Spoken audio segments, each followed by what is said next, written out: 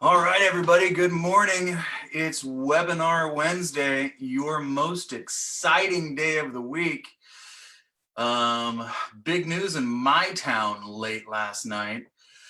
They closed the beach and they're about to close fishing. So if you know me or you've even we talk once or twice, you know that fishing is my life. And the state of California is about to shut down fishing. So super bummed, but the weather's kind of junk around here this week anyway. It's been raining nonstop. I don't know what it's like where you guys are at, but man, closing fishing, who would not? I know a bunch of other states have done it already. Washington, Florida's closed the beaches, I believe, but I don't think you guys closed fishing yet. But Washington State closed all of fishing and whatnot as well. So I guess we're just one of the many. But hey, thanks for joining me this morning. I'm going to get this party started here. Folks, we've got a Q&A button just on top there. It literally says Q&A, so if you got a question, feel free to write it down and ask it to me there. Love to chat with you, and we're going to make this presentation as interactive as we possibly can. I hope you all can see that screen. You can probably see me in the corner, and hopefully y'all can hear me well. Like I said, I'm Kevin Roush. The time is now. It's Webinar Wednesday, and this is Perform Practice Solutions. And today we're going to talk about telehealth, e-visits, and how to market your practice in a crazy time like now. Before we get into it, make sure you jump on our Facebook page and like Perform Practice Solutions. You can see any of our previous webinars there, and a host of other fun materials for you to look at, chew over, since you got nothing else to do anyways. So today we'll talk about some telehealth, some e-visits, some how-tos, and then we're going to look and kind of dive a little bit deeper into the tougher part of the conversation, which is, does the math really work for you and your practice to offer telehealth and e-visits? And then we'll round it out with some fun marketing tips. Speaking of marketing tips, if you have not liked Roush PT on the face space, you should, because there is a perfect life-size image of yours truly as the Tiger King. So go to Roush PT, like that page, and look at what the graphics team did to my face this morning. I think it's pretty stinking funny. And yes, they all get a raise because it was rad.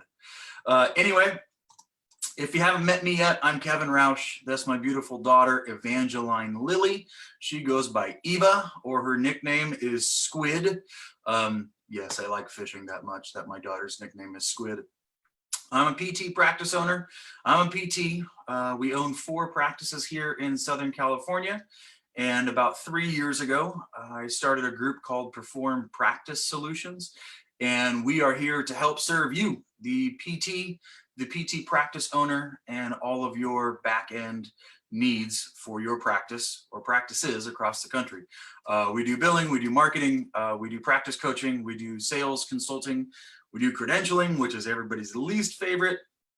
And last but not least, we have a kick butt marketing program and team that does newsletters, social media, Facebook posts, and a bunch of super fun stuff for your office. So hopefully you have seen us before, and if you haven't, jump on our webpage and our Facebook page now so that you can be a part of our team and check it out.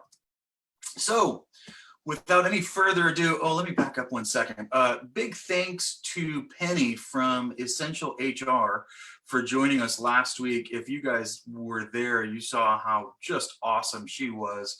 If you weren't, jump on the Facebook page and review the webinar from last Wednesday.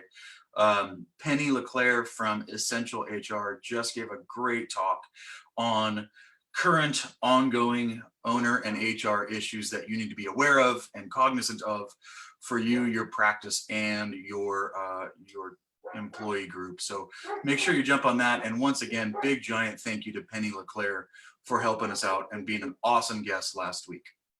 So here we go. Sip of coffee. Shark on my coffee cup.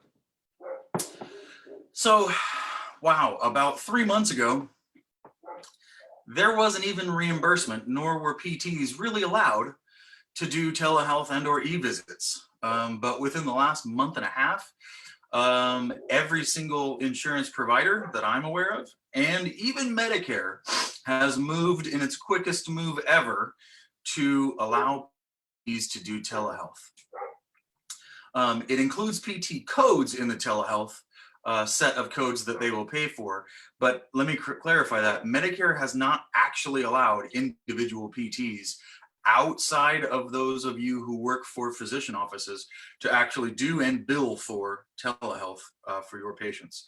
I'll say that again just for clarity. Medicare will allow PT codes to be billed as telehealth. However, they have stopped short of allowing all PTs to actually do and perform telehealth for your patients. Kind of crazy, but it's Medicare, so what did you expect?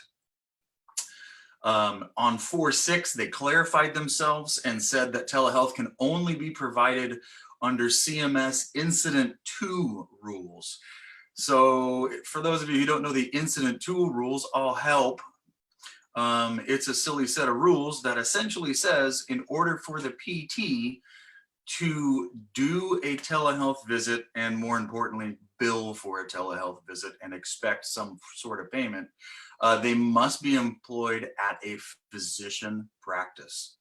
And the claims must be billed under the NPI of the physician. So kind of wonky, right? But it's Medicare, so what did you expect?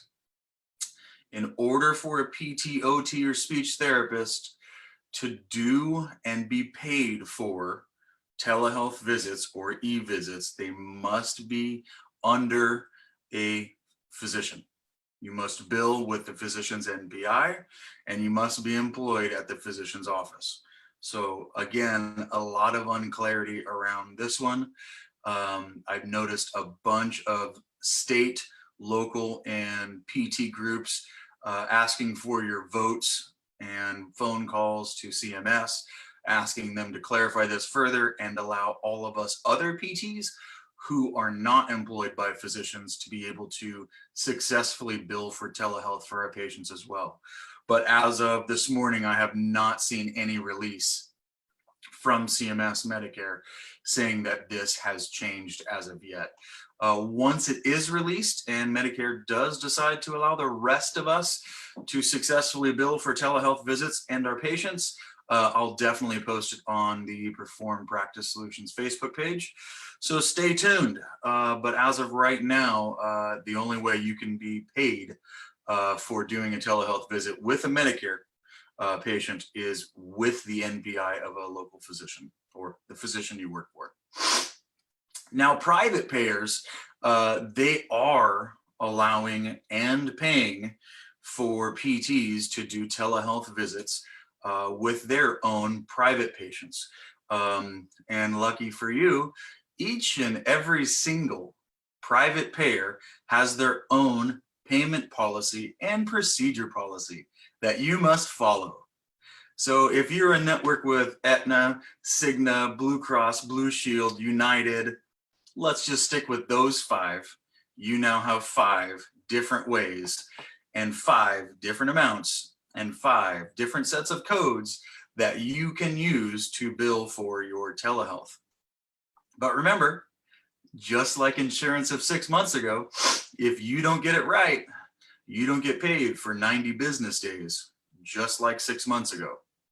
But I wanted to go through the Aetna example because I think Aetna has actually done a really good job at documenting their entire policy and giving us at least a chance to see what it takes to do a telehealth visit and successfully bill for a telehealth visit. So like I said, every individual payer has their own set of policy, procedures, and rules, but I'm just going to go through Aetna because if we went through all of them, it would take us the better part of the day. And well, let's face it, I don't have much else to do, and neither do you. So Aetna has okayed PT, OT, and speech for existing patients meaning that you have a physical relationship with them as of previous. The note that I read said something about a visit within the last 6 months in your office as quote unquote an existing patient and therapist relationship. So Aetna is not approving this for brand new patients. They're only allowing it for existing patients in your office, which is interesting, but hey, it's Aetna. They did a really good job, like I said, of documenting their policies and their procedures. And they even quite nicely listed out the billing codes that would fit best for your telehealth visits. Those ones are down there on the bottom, 98970 all the way through 72, and the G codes are 61 through 63. If you're a billing geek like my team is, you're gonna love these. If you are a treating therapist and you just barely squeak by on knowing what 97001 is, this is probably way over your head. But hey, we're here because we're here.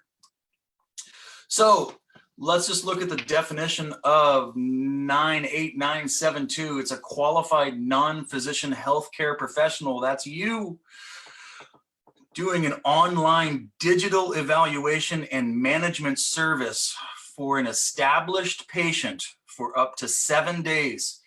Cumulative time during the 7 days is 21 minutes or more.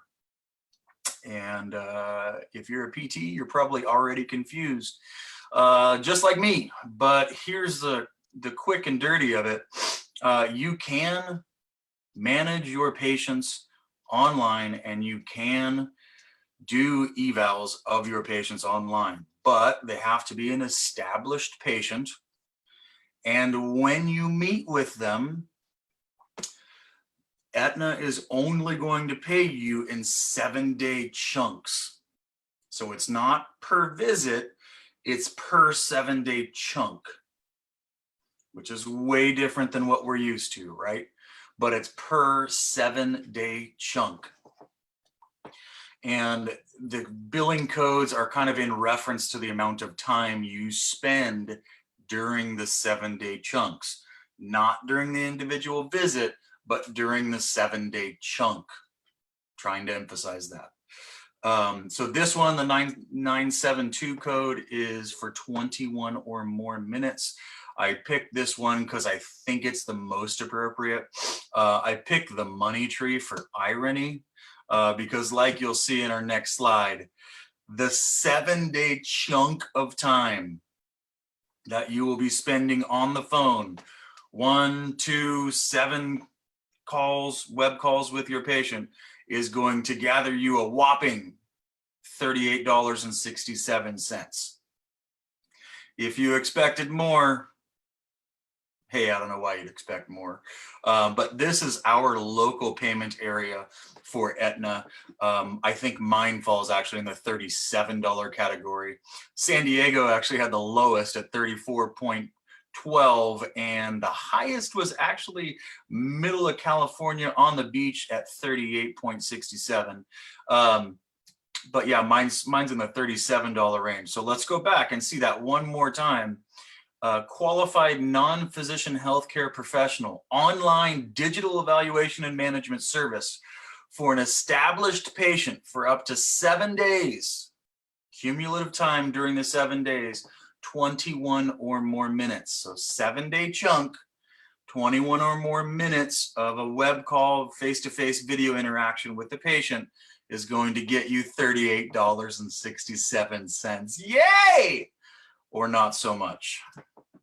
So in order to do the Aetna telehealth, there's a couple things you got to do either by yourself or in conjunction with your office to actually make the visit work, right?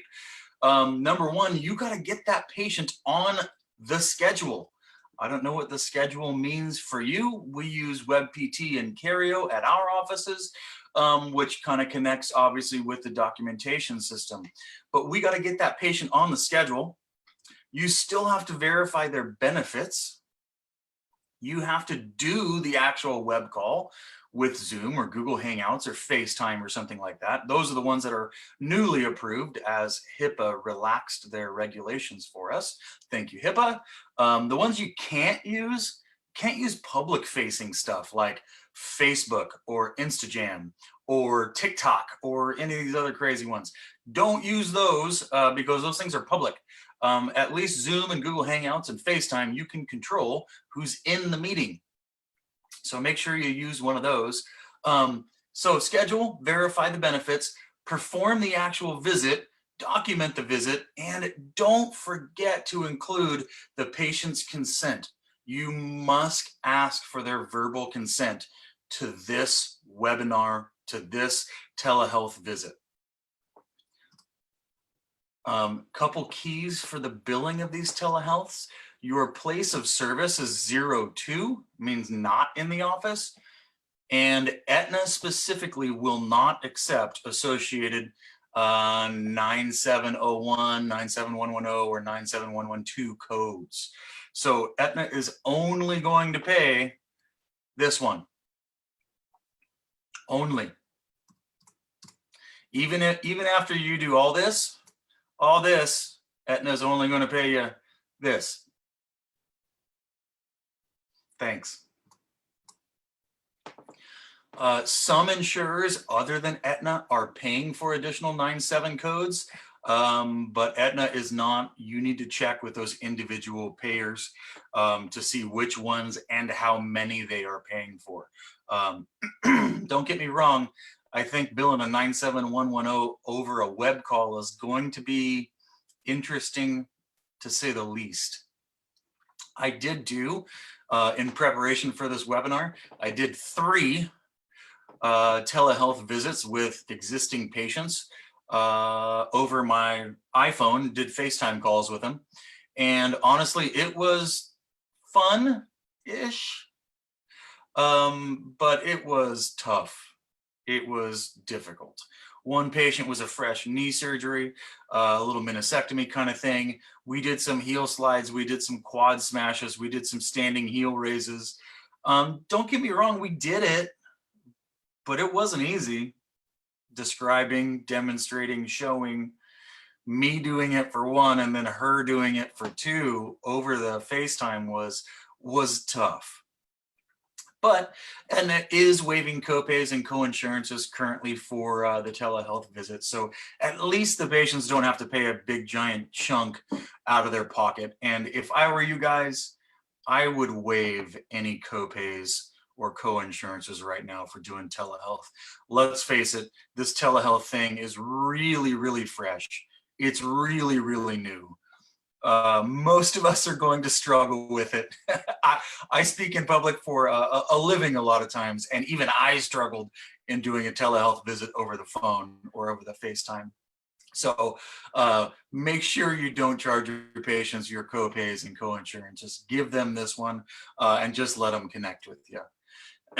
So what do you need to do in order to get ready for this stuff? For one, you got to figure out which telehealth service you're going to use. Like I said, Zoom works, Google Hangouts work, FaceTime works, but pick one and stick with it. That way you get comfortable with it and or your team gets comfortable with it. And if you have to do patient visits repeatedly with it, the patient will get comfortable with it. We're all on a Zoom platform now. I've done a bunch of these webinar meetings and web calls in the past, and my favorite is definitely Zoom. It seems to be the most stable and it gives us the most bang for our buck, but it does cost $40 a month per account. I would definitely recommend that you check with your general liability and malpractice insurance carriers. Again, this thing is brand new. We have not been allowed and or even thought of doing this 3 months ago. So make sure you check in with your general liability and malpractice insurance carriers. Let them know what you're thinking about doing and ask them, are you covered? Is there anything that you need to be aware of? Or is there anything that you need your patients to sign in doing these telehealth visits? The last thing I'd want you guys to do is rush out and do a telehealth visit and then find yourself in some sort of trouble or problem for a visit that went wrong. Next, you got to tell your patient base and your client base that you're available for telehealth. Because let's face it, if you're closed right now, they don't know where to go. They don't know what to do. They're probably calling your office phones and leaving messages right now. Some of you are checking them. Some of you are not checking them.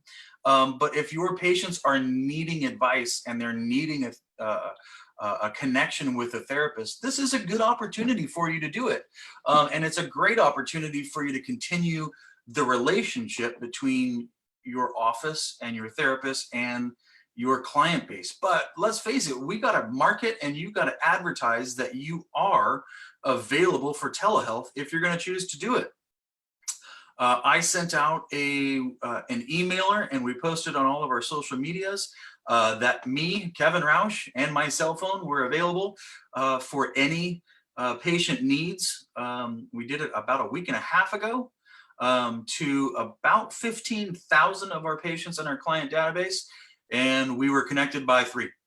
So not as many people are looking for it as I thought, but there are a couple out there, and the ones that I talked to definitely needed the consultation. They needed a quick communication. They needed a quick connection, and I thought it was our duty to do so. Lastly, schedule and confirm your visits. Don't let a visit go undone simply because you did not confirm that the patient was going to be available for the telehealth visit. I think it's going to be really important for you. But yeah, the visit, it's different, guys. It really, really is different. Like I said, I did 3 of them. They were fun. We laughed, we smiled, but it was different. You know, if you're a PT, you're usually great at face-to-face communication and conversation with your patient, and doing it over the phone or over a FaceTime call is different. So make sure you've got a great internet connection. This is not the time to skimp on paying your internet bill or to pick the lowest megabytes per second. You want the beefiest, baddest one. Not only so you can do these web calls, but shoot, you don't want your Tiger King buffering while you're trying to do a binge watch session of the Tiger King. So make sure that you've got a good internet connection. You want to make sure that your lighting and your sound is good, because there's nothing more frustrating on a webinar or on a FaceTime call than not being able to hear or having the static break up or say, "Can you hear me now?" 1,000 times with a patient over the phone. So make sure you got good lighting, make sure you got good sound. Have a place to do your exercise demonstrations already defined so that you know where you're going to do it at. Hopefully the patient's got a spot on the floor, in the bed, on the couch, in a chair, something, but be set up for that ahead of time. Don't fumble and try to fudge your way through it, because let's be real, we don't have any hot packs to put on the patient while we're running late with the previous patient like we do in the office. On the FaceTime, you got to be live, in person, ready to go, and have your ducks in a row, ready to give this patient the best visit you possibly can. Lastly, keep eye contact. Make it crazy fun. Be super energetic and focus on positive. Nobody wants to join a telehealth visit with you where you bitch and moan about the weather or how much you don't like staying inside or how terrible your kids are because you forgot to parent them for the last 10 years and now you're forced to because they're in the house with you. Nobody wants to hear that. So focus on positive, focus on your patient, focus on energy, keep eye contact, and make it as much fun as you possibly can. Because remember, your patients are going to remember these times. They're going to remember that you went out of your way to connect with them and did the best you possibly could with them.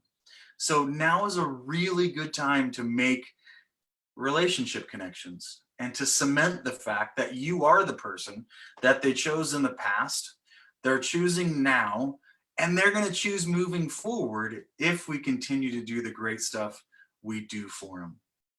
And last but definitely not least, don't forget to reschedule. If you're going all the way out of your way to do these telehealth visits for your clients, make sure you get a follow-up visit on the books for them as well. You probably want to do it in about a 7-day time period, because remember, you're only getting paid in 7-day chunks for this stuff with Aetna. But make sure you get them on the reschedule book. It's the thing that I see PTs forget to do the most, which is get patients on the future schedule. Make sure you get them booked.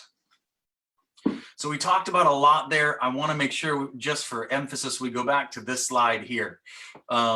Qualified non-physician healthcare professional, online digital evaluation and management service for an established patient for up to 7 days. Cumulative time during the 7 days is 21 or more minutes. And it ganders you $38.67. Okay, speeding back up here. I want to kind of get into a bit more philosophical version and math of telehealth. Now, let's face it, guys, this stuff is new. It is not how you built your practice. It is not how physical therapy was done 4 months ago, but it is a way to do and connect with patients now. So I want to make sure that we flush this out together, and that you're not just rushing in and doing it because you're allowed. Turns out you're allowed to do a lot of stuff. Doesn't mean you should. So I don't know if you guys follow the Physiogram on the Instagram, but I do. And I really, really liked this post by Larry Benz. Larry is just an awesome PT mind, great PT business mind, and a great dude and a good speaker himself. Telehealth is not physical therapy. Granted, we are in a time where doing something for patients is not the enemy of good, but let's face it, it's only our future if we absurdly convince payers that it replaces physical therapy. The irrational exuberance over this is terrifying. I agree. I see way too many people on social media and other practice coaches like myself pushing this so hard. And guys, I want you to back up before you go into this too far. It doesn't pay that well. It takes a lot of time to do it. And I'm not sure this is the answer. It might be an answer now and in the coming months, but I'm pretty convinced it's not the answer for you. So let's get down and dirty real quick. If you don't know this stuff about your practice, you should. And if you worked with me as your PT practice coach, you would. But you need to know a couple things about your business, and you need to know them now. And if you don't know this stuff, we're going to walk through it. So just make sure you take good notes. What's your hourly revenue per provider? What's your hourly expense per provider? And what will it cost you to provide a telehealth service for your patients at the absolute bare bones? Again, just because we can do telehealth doesn't mean that we should. It's my prediction that a lot of you are out there doing telehealth. And although you're making a little bit of money revenue-wise, you're actually losing more in expense than you're making in revenue. And if your expenses are higher than your revenue, why are we doing it? We can't risk these businesses, your business that you've put your blood, sweat, and tears into for so many months and years, just because we can do telehealth right now. Again, I'm not against telehealth. Please don't get me wrong. I'm not against telehealth. But what I'm for is you doing great business and you making solid decisions with your practice, with your business, and with your team. And I want to make sure that somebody's at least talking about the potential negatives of what making your practice into a telehealth practice looks like. So let's get into it here. These are roughly my numbers for one of my practices here in Southern California. You'll notice that they are not as good as some other practices, especially you guys in the Midwest. Sorry, I'm going to sneeze here. No, I don't got the corona. So the way that you figure out your hourly revenue per provider, number one, you need to know what's your average rate of reimbursement per visit. Mine is roughly 85. I chose whole numbers just to make the math a little bit easier for us. Yes, we treat 3 patients per hour per PT in my offices. And if you don't like that and you think that's a terrible thing for a manual therapist to do, I'd love to chat with you afterwards and show you how much fun it actually is. Excuse me.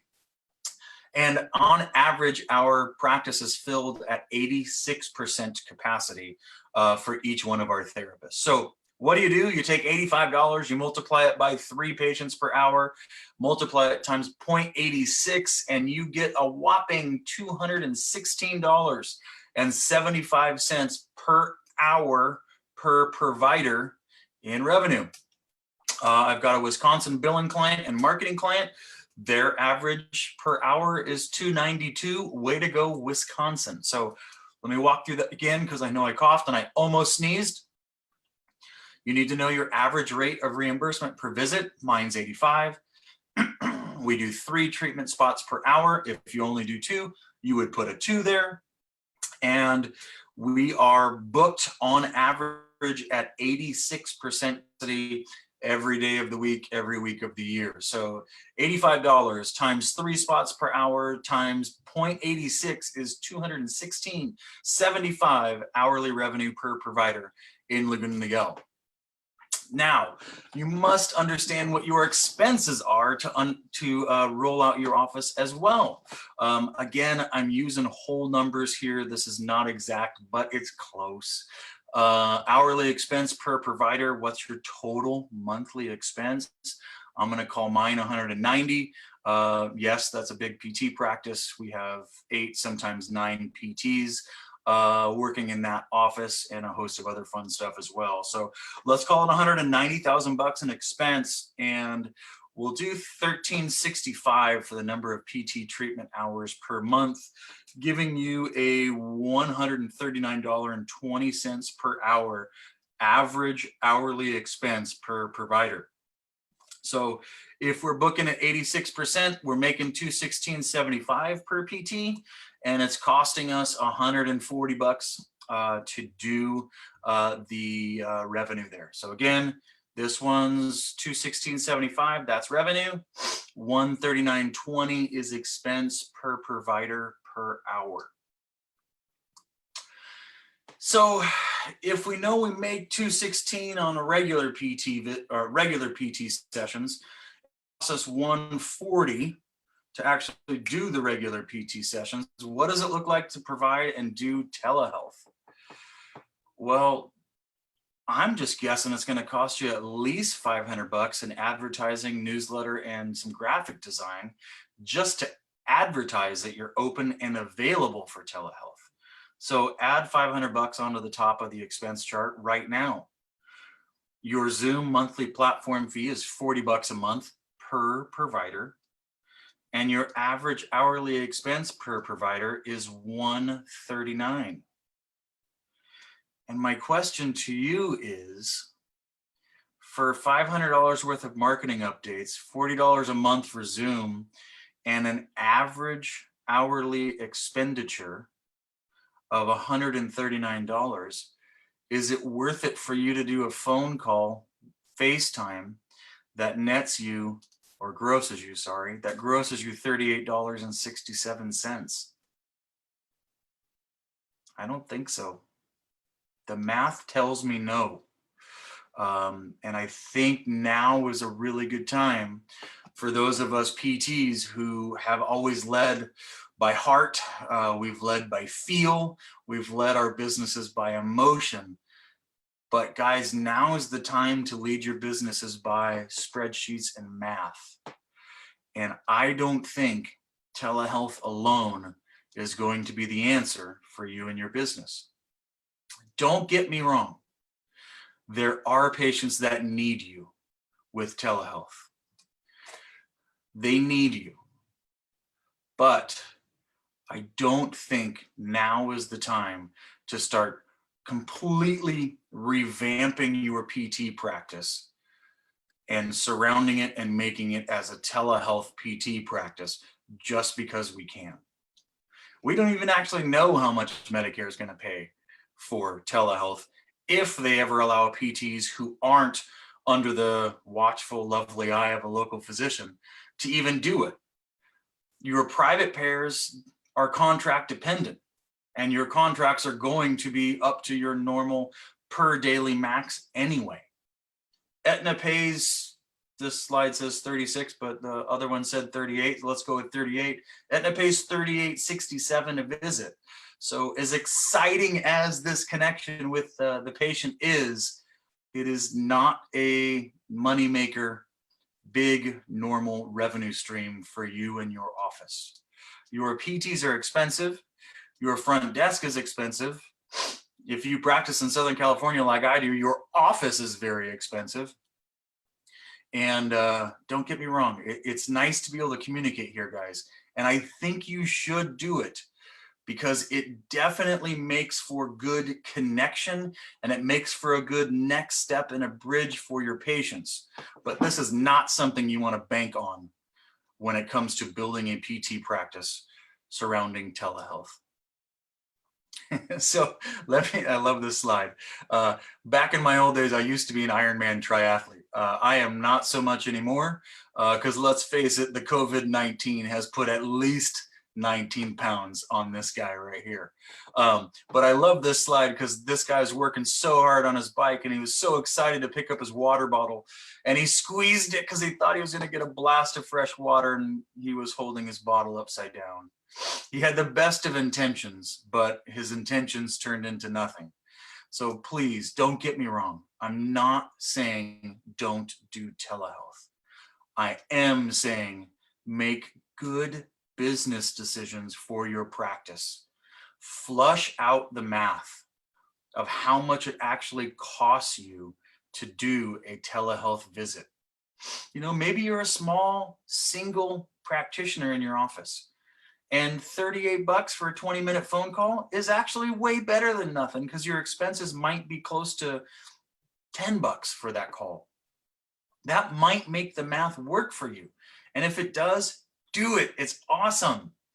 But if the math doesn't work, don't do it just to do it because you jeopardize everything that you've built. You jeopardize everything that you have or going to do with your office just because you can do telehealth now. I apologize for the lighting changes. I've closed down the blinds as much as I can, but we've got storms moving through, so big clouds are kind of coming by and my lighting is changing. I apologize. Does that make sense, guys? If it works for you and you flushed out the math and you want to move forward with it, then do it. If you want to do it as a build expense, then do it. If you want to do it just to connect with your patients and to showcase that you are somebody awesome and they've made the right choice in connecting with your PT practice, then do it. But don't do it just to do it. And don't do it thinking that this is going to replace normal PT revenue, normal patient revenue inside of your office, because it is not. Need another sip. My voice is running dry. Now is the time to connect with your patients. And we're going to kind of bridge this from a telehealth webinar into a marketing webinar. Because like I said, if you're going to do telehealth, you got to connect with them and you got to tell them anyway, right? So let's bridge this here. Now is the time to connect. You have the most captive audience you have ever had in the history of marketing. COVID-19 is like a marketing person's dream right now. Everybody's sitting at home. Everybody's sitting on their phones.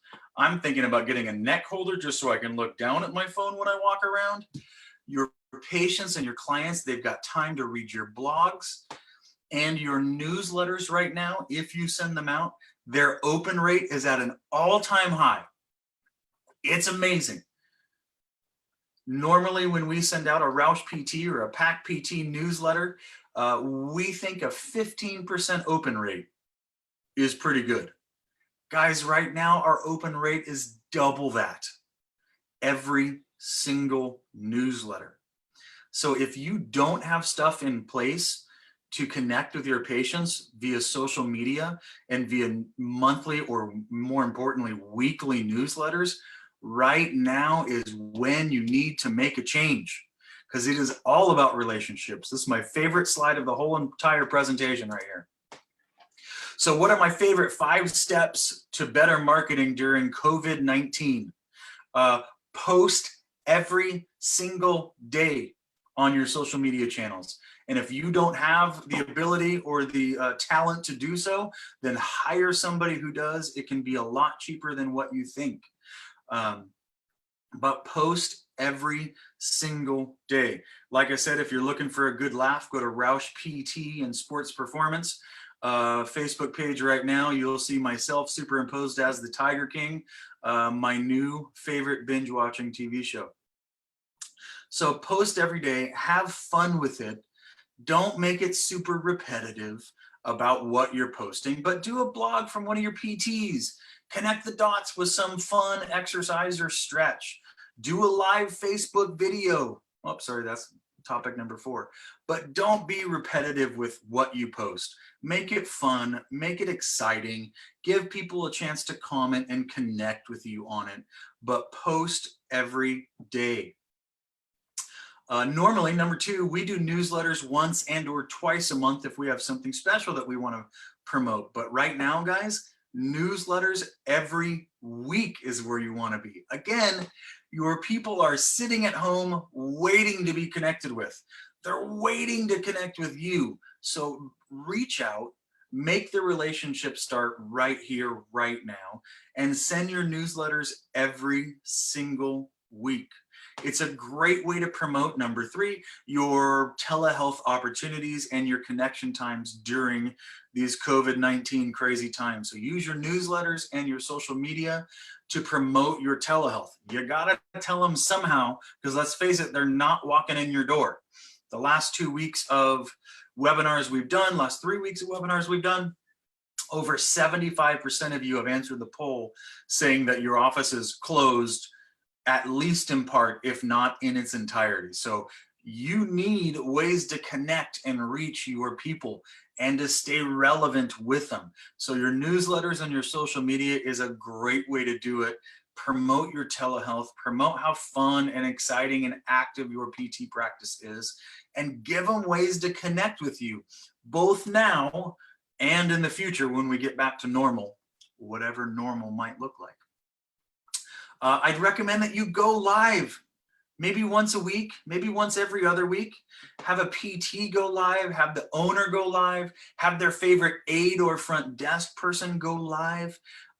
Give your patients a chance to see your face, to hear your voice, and to connect with you. It's a great time to take questions.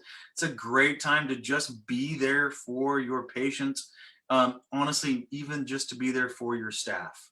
And let's face it, our staff is the absolute most important thing in our offices, and make sure you reach out and stay connected with them during these crazy times as well.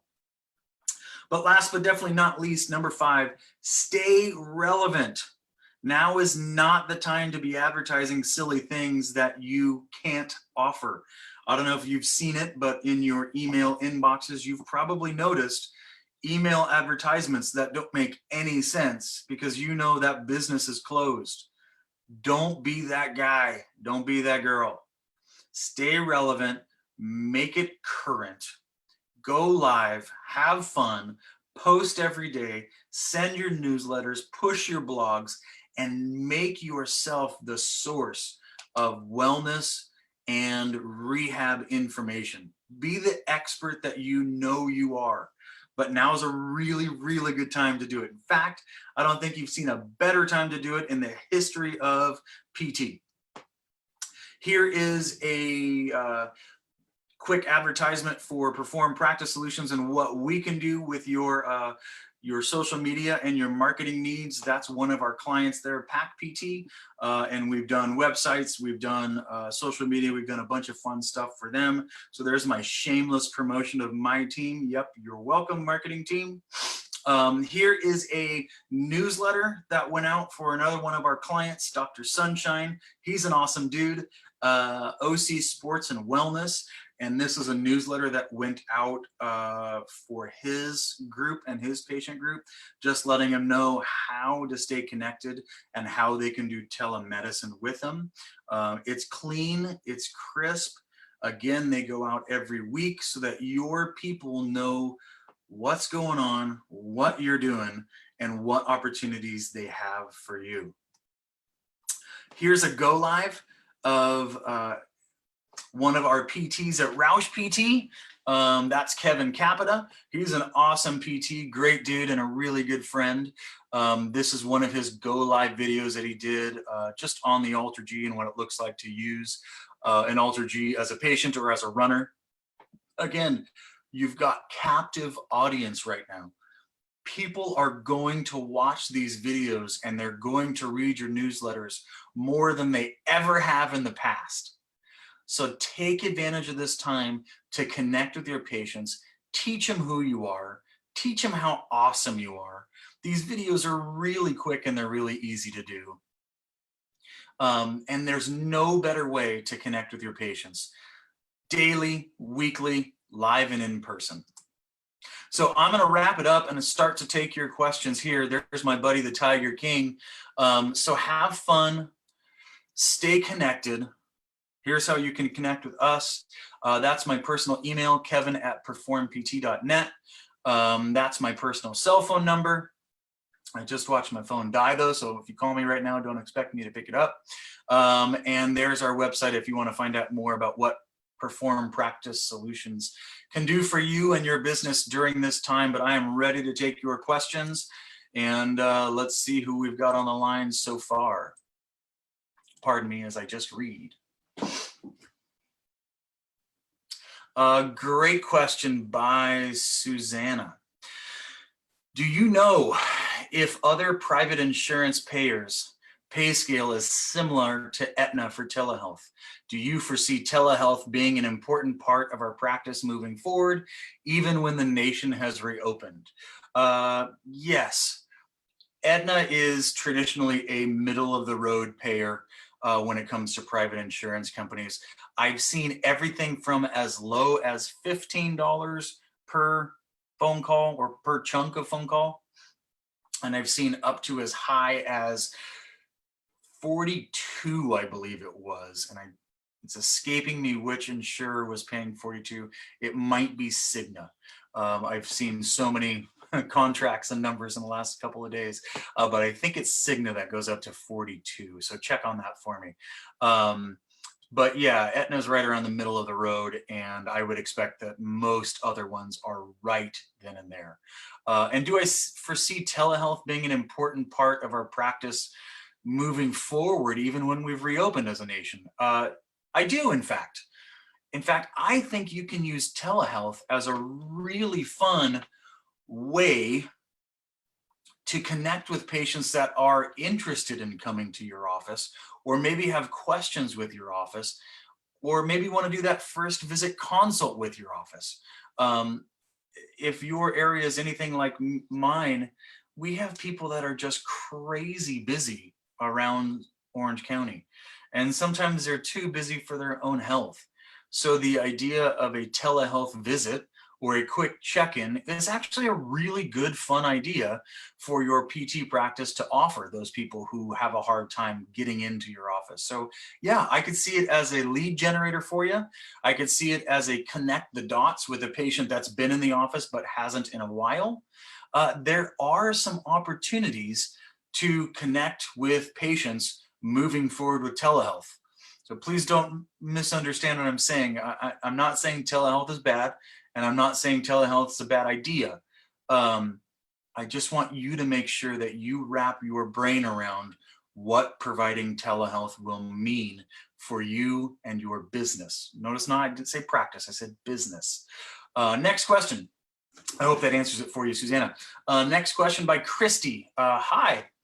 I thought I saw Zoom for healthcare providers at $200 a month for 10 accounts. You might have seen a ton of advertising coming out from Zoom and from other telehealth or webinar type, web meeting type companies out there, because let's face it, they're trying to get your business right now.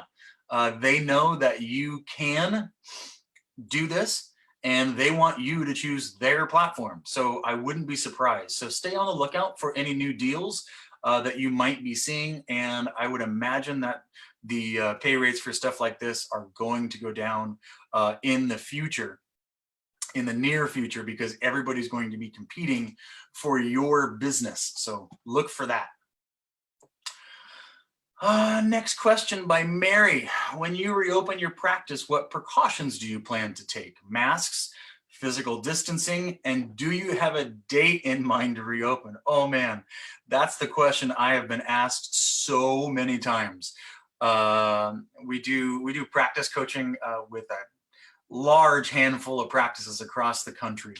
And over the past 2 weeks, my phone and my email has just been ringing off the hook from current clients, past clients, and people who want to be clients moving forward. And their main two questions are, or the main three questions are, one is HR, what do I do with my team now? Do I furlough? Do I lay off? What do I do? Two is, how are we going to do PT in the future when we reopen? And number three is, when will we reopen? So let's tackle those last two real quick for you, Mary. Yeah, I think your PTs, your front office staff, your aid staff, we're all going to be wearing masks for a number of months when we come back to work. I see this as a thing. Don't get me wrong, I hate the optics of it. I'm a marketing guy, I'm a visual guy, I am a look, feel, and experience guy. I hate the optics of wearing masks from a staffing standpoint, but it's COVID-19. All our normal ducks are out the window, and we're living and we're doing. So yeah, I expect masks. I expect if you're going to be doing hands-on work, it's probably going to be gloved. I would assume that you're going to try to help keep as minimal amount of patients in the office as you can, probably by spreading your schedule. So if you used to open at 8, maybe you open at 6 now. And if you used to stay open until 6 p.m., maybe you stay open until 8 p.m. with your staff now, so that you can spread out the number of patients in the office. Now, granted, you still need patients in your office because we call that revenue and each business needs it. But if you spread it out across a larger time period and keep the same amount of patients in your office, then you can do the same amount of business and provide more physical distancing for your patients. So yeah, masks, gloves, physical distancing, some changes, definitely a lot of cleaning of structures and surfaces in the office. And I would expect that our patients are going to be wearing masks as well. I would actually expect that there's going to be patients who aren't even comfortable in coming into your office. So you might have to do some telehealth visits. You might even have to do some at-home PT visits where you send a therapist to their house. It's going to be different when we get back. When we get back, because we'll get through it. We're going to make it happen. I said from day one, PT is vital, PT will survive. And if you make the right decisions for your business, you will survive too. When do we get back? I think I originally said May 15th, but right now I'm kind of open to anywhere between May 15th and June 15th. That's my guess. I don't have hard evidence to back it up. It's just my opinion. I will say, for those of you who know me, I was 8 for 8 in my predictions of Southern California when we'd close the schools, when we'd shut down the beaches, when we do all this kind of fun stuff. So I'm doing good on my Vegas odds right now, unfortunately, because I've been right about all rough stuff so far. So yeah, I would go with anywhere between May 15th to June 15th, and I think it's going to be different dependent upon where you are and what your practice is able to do. Okay, Dana, I missed the first 10 minutes of the webinar. That just means you need to go to our Facebook Live page and rewatch it there, because all of our webinars are on our Facebook page, Perform Practice Solutions. Like us, follow us, and you can watch all of our stuff for free there. Did I hear you say we cannot use 97110? Even if we are doing exercise and overall neuromuscular reeducation? Also, can we only bill one unit for telehealth? If you're billing Aetna, that is correct. You can only bill one unit for telehealth. And that unit was this one. The G code is 2063 and the CPT code is 98972. And that code states that you're a qualified non-physician healthcare professional doing an online digital evaluation and management service for an established patient up to a 7-day chunk of time, and you're spending at least 21 minutes over a 7-day period with that patient. And remember, that one pays you a whopping $38.67. Thanks, Aetna. And yes, that is correct. Aetna does not allow any other code. So no, you can't do a Therex code or a neuromuscular reed code if you are doing exercises with the patient over the web call. Other insurance providers, from what I've read, are allowing you to bill up to 3 codes, I believe it is, per webinar code or telehealth visit with them, but Aetna is not. Medicare still remains to be seen. This is changing every day, guys. Every 6 hours, in fact, on some days. We get new information, then we get a clarifying set of information. So I liked what Penny said last week. Don't listen to everybody. Listen well to a few people. So narrow your sources of information down and listen and pay attention really well to those few sources of information. Because if you've got 10 different people talking to you about one thing, you'll probably have 11 different answers from those 10 people. So shrink your sources and listen more intently as to what they're telling you and what things we're finding. And most importantly, read for yourself. All of these insurance providers, insurance carriers are putting out information at least weekly, if not twice a week, as to what they're allowing and what they're asking you to do. So pay attention. There's stuff there for you. Susanna asks again, in order to find out what the private insurances will reimburse, do you just call them individually, or is there a go-to online resource for this information? If you have your email up to date with your insurance carriers or your payers, they're pumping you information right now. Just pay attention to your spam box or your media box on your Gmail, because that's where all mine are ending up. But they are pumping information right now. You can also check with your local or state PT association. They should have some up-to-date information for you. But yes, last but not least, give your insurance payers a call on their provider lines and ask them what they're paying for, how to bill for it, and if they've got any downloadable tutorials for you on how to do it.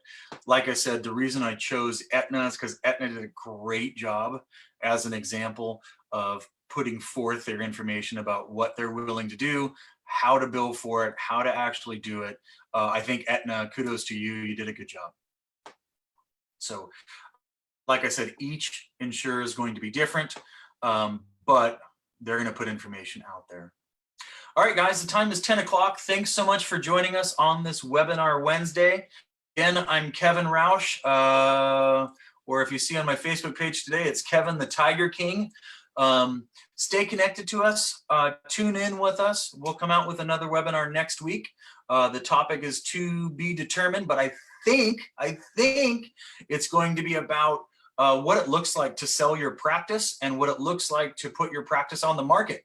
I've had a lot of questions about those in the last 3 weeks. and we're going to have some experts join us. So next week, Wednesday, jump in because we'll have some good stuff for you. Look for an email invitation in your inbox for the webinar next week. And if I can be of any help, or my marketing team any help for you, don't hesitate to reach out. Information is on your screen. So I wish you all the best. Take care of yourselves, stay healthy, and be awesome. Thanks, guys. Have a great day.